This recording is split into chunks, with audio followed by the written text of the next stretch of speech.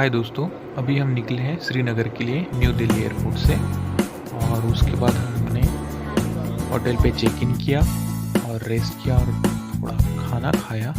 उसके बाद हम निकले हैं गुलमर्ग के लिए। अच्छा सर, कैसा लग रहा है आपको यहाँ केबल कार में बैठे हुए? बढ़िया। डर तो नहीं है?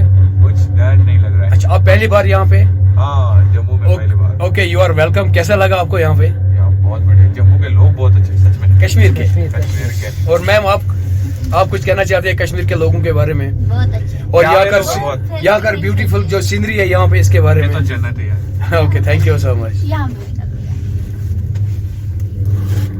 सबसे ज्यादा लोग बहुत प्यारे हैं यहाँ के।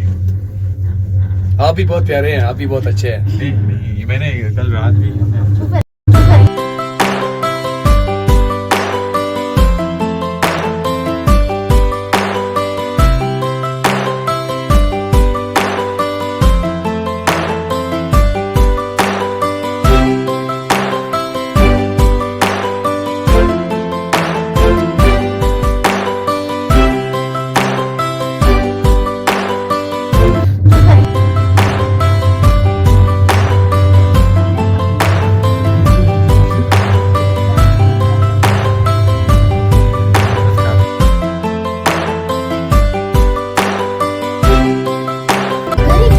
ये shepherd house. You know shepherd?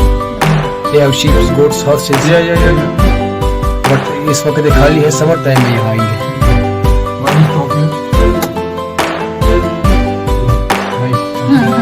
Here also load shedding problem.